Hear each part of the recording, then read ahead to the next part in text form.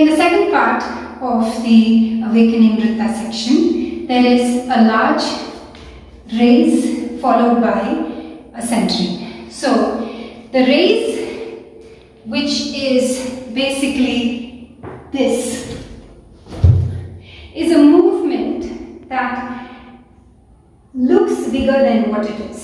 So, again, when the movement is performed, 1, 2, 3, 4. The height of this movement is only your natural height.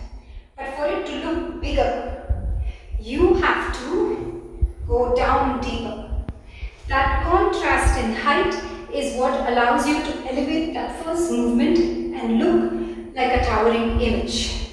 Again, you see diagonal with the chin up, which also is a very powerful part of your body.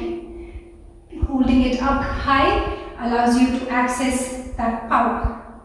1, 2, open chest, open Tripatakam.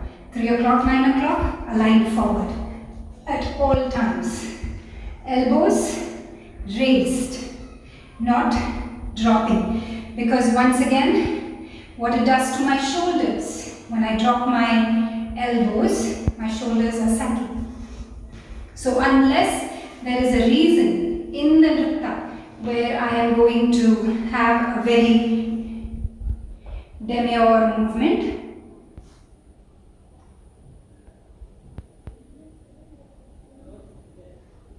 where my shoulders have to come forward as opposed to being open, those would be the times that I would lower my hands. For power generating movements, I keep my elbows high. So let's see the first movement, girls. 1, 2, ta, ka, dhi, mi. In this movement, this hand needs to be straight. You need to remember to take the hand with your body. What does that mean? Do that movement, girls. So this hand needs to move with the rest of your body. Let's see that once again, Varsha. So don't leave this hand behind. Let's see a little more length. Try and hold it straight. Now move your axis from here without leaving this hand behind. Go. Yes. Let's see that Kripa. Hold your pelvis. Yes, tuck your pelvis. Let's go. Tuck it. So once again, hand straighter. Yeah, I want to see that complete extension. Come to the chest. 1, 2. Tuck it. Yeah. So it's important to take this body along with you. What does that mean? So you notice that this side of the body didn't just stay behind, pulling me in that direction while I'm fighting to go here.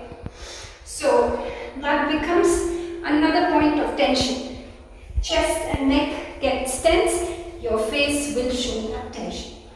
So all of these are a way to release stress in the way that you carry it. 3.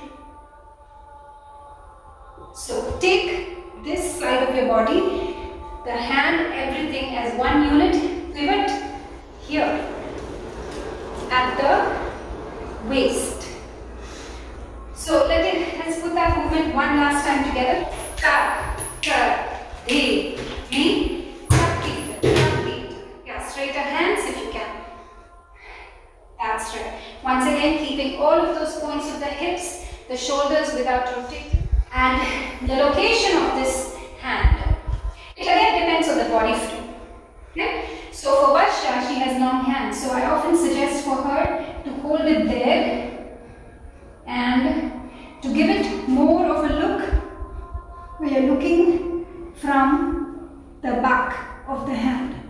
But if you do that and find that your hips are sticking back, it's important to again tuck the pelvis and hold your core and keep your hips centered in that movement as your neck learns to elongate and the back, hold your shoulder back.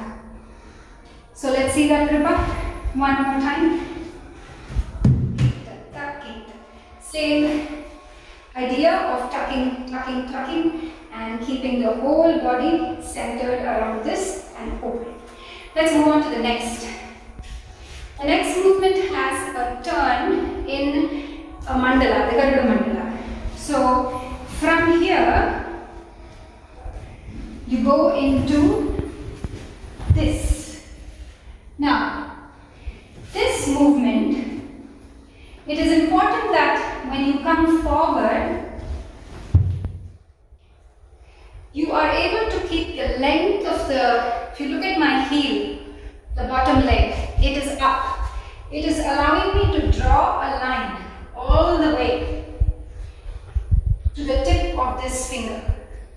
So, can we see that first movement? 1, 2, 3, 4. Ta, then turn, curve. Now, during that turn, because it's a power turn, it is important to not lose the aramandi. So once more girls. 1, 2, 3, 4. Ta, curve. So keep the aramandi at the same level. Moving on.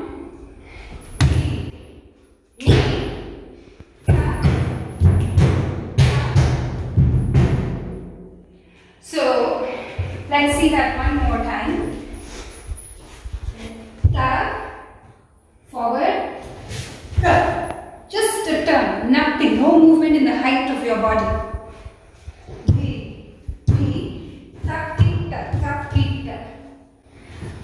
Tattai, which is a standard movement. I've just changed the way that it is delivered. So it will be ta, tai, ta, ha. So there's a little spin in the tattai taha.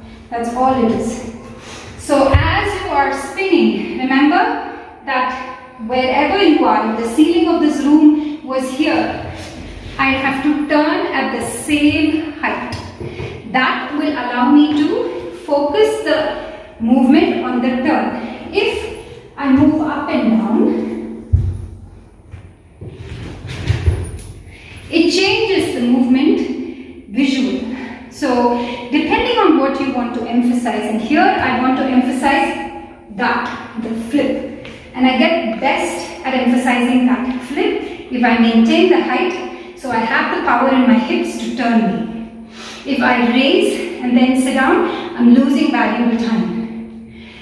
So let's do that whole movement one more time. 1, 2, 3, 4. Ta, ta,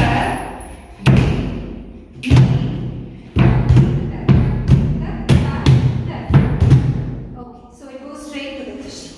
Thank you. These students of mine are ready recontest for my choreography. I would be very lost without their help in remembering what I choreographed. So thank you.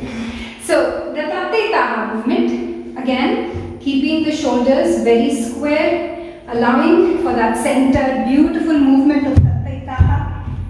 Ha, Tattai Taha, ha. The Natya Rambam and all of its elements to show. Again, if I lower this hand, I create a different vision. So if I do the Tattai Taha here, where this hand is dropping, and here, my visual immediately has a different impact. If I do it here, more at the level of my chest, the visual is different. What is the purpose of that movement is something that you have to consider for that section of Nritta. Again, there is no right or wrong as long as you are maintaining aesthetics. And is this aesthetically less beautiful than this? Beauty is in the eye of the beholder. Now, can you make this look beautiful? Is the question. It's the right question to ask. Let us recap the main points. You can create contrast in levels by raising and lowering. Mudras need to incline forward at the chest. When you raise your arms, it is easier to emphasize power movements. Move the entire arm with the body. Extend arms completely overhead. The waist is the fulcrum, the point of movement for all bends. Positions depend on the dancer's personal alignments and body. Maintain Aramandi during movement transitions. The shoulders should face forward in adavas such as Tattaitaha. Join us at the inner circle with Savitha Sastry for the next part and more videos.